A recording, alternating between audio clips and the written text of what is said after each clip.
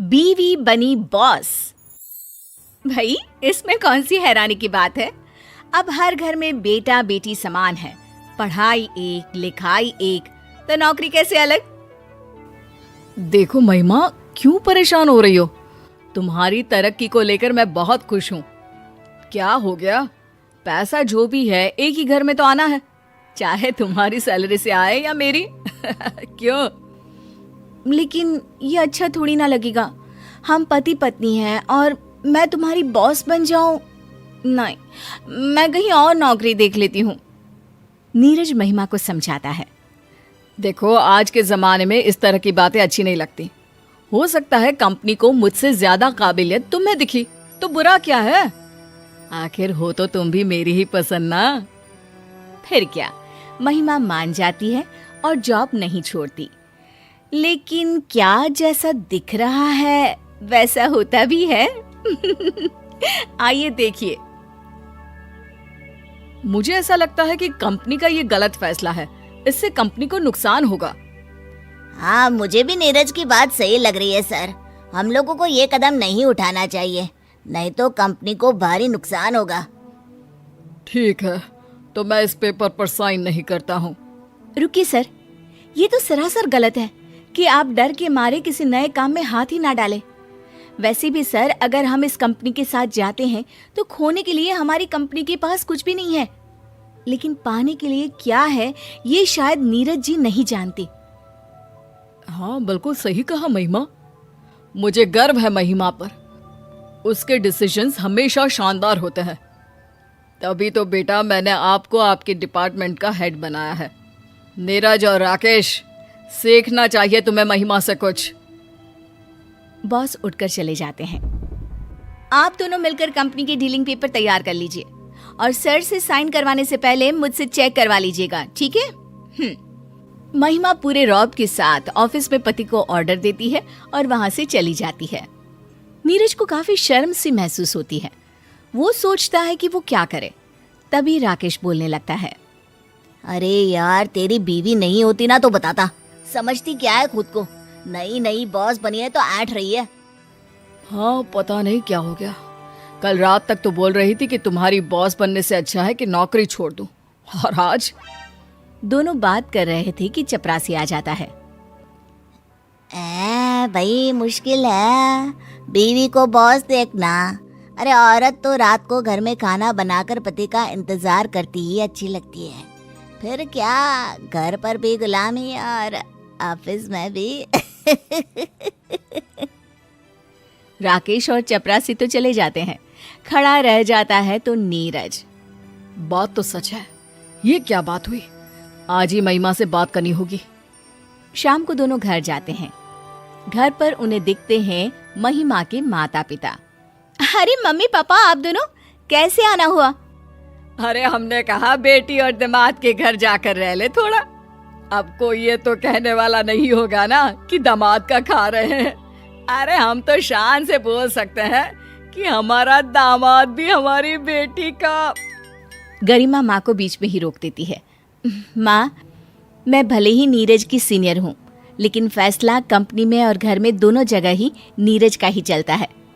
नीरज महिमा की तरफ हैरानी से देखता है। उसे दिन की वो बात याद आती है, लेकिन क्या करे, सास ससुर जो सामने खड़े थे। अगली सुबह। अरे दामाद जी, जरा आप भी हाथ पांव चला लिया करो। बच्ची है, सुबह से लगी है, काम तो आपसे ज्यादा ही करती है, कमाती भी अच्छा है ना। माँ, मुझे काम करना नहीं आता और महिमा मुझे काम करने भी नहीं देती। भाई महिमा की माँ, सीखो महिमा से। पति कम कमाता है फिर भी काम करने नहीं देती। एक तुम हो, सारा दिन घर पर पड़ी रहती हो, लेकिन फिर भी मैं घर का सारा काम करता हूँ। दोनों मियाँ बीवी ऑफिस पहुंच जाते हैं। थोड़ी देर काम करने के बाद नीरज को महिमा कैबिन में बुलाती है। कैबिन में कोई नहीं होता। यस माय डार्लिंग, क्या बात है? मन नहीं लग रहा है क्या पति के बिना? महिमा को गुस्सा आ जाता है। वो एक फाइल उठाकर नीरज के सामने टेबल पर फेंक देती है। क्या है नीरज, हर वक्त मजाक अच्छा नहीं लगता। मैंने कल कहा था ना कि फाइल चेक करवा लेना। अब बताओ कौन लेगा जिम्मेदारी? अरे कैसी बात कर रही हो? फाइल तो मैंने खुद तैयार की थी और मेरी फाइल तुम देखो। देखो ये सही नहीं है, फाइल में कमी हो ही नहीं सकती। अच्छा, तो फिर गलती कैसे हो गई? माना मैं तुम्हारी वाइफ हूँ घर पर, लेकिन यहाँ नहीं। यहाँ हम काम करने आते हैं और हमारा मकसद सिर्फ कंपनी का फायदा है, समझे? अरे तो मैंने कब कंपनी का नुकसान कर दिया? मैं सिर्फ ये बोल रहा हूँ कि फाइल मैंने बनाई थी और मैंने। महिमा को लगता है कि नीरज के आत्मसम्मान को ठेस लग रही है। वो चुप हो जाती है। दोनों रात में घर आते हैं, जहाँ महिमा की माँ उसे चाय और पानी देती है। नीरज, ये लो चाय। तुम्हारी कहाँ है? वो उसी की है जो तुम्हारे हाथ में है। तुम्हारे लिए तो मैंने बनाई नहीं है, नहीं चाय। क्यों माँ, नीरज के लिए क्यों चाय नहीं है? अरे बेटा, दूध कम था, 1 कप लायक ही दूध था, तो क्या करती बोलो? तो आपको वो कप नीरज को देना चाहिए था माँ। अरे कैसी बात कर रही है बेटी, सारा दिन कड़ी मेहनत तू करती है, ज्यादा पैसा तू लाती है। अब यही चाय तेरी बड़ी बहन के घर बनी होती तो मैं तेरे जीजू को देती, क्योंकि करती ही क्या है तेरी बड़ी बहन, घर पर ही तो सारा दिन पड़ी रहती है। नीरज महिमा की तरफ देखता है और महिमा माँ से कहती है, फिर तो माँ, मेरे घर पर चाय का हक सिर्फ नीरज का ही है। अरे वो कैसे? कमाती तू ज्यादा है, ओहदा तेरा बड़ा है, फिर क्यों? क्योंकि माँ, ये चाय नीरज को ही देनी चाहिए। वो कहना माना कि तुम लोगों ने मुझे पढ़ाया लिखाया, जितना मुझे काबिल बनाया उतना दीदी को भी, लेकिन आज दीदी घर के 4 दीवारी में बंद है। पता है क्यों? हाँ, वो तेरा जीजा है ना, घर के काम में उलझा कर रख दिया है उसको। फिर सास भी तेज, बहू घर से बाहर निकले ही ना। बिल्कुल, लेकिन पता है जब मैंने नौकरी छोड़ने की बात की तो नीरज ने मेरा साथ दिया। उन्होंने कहा कि आज के समय में सभी को जीवन जीने का बराबरी का हक है।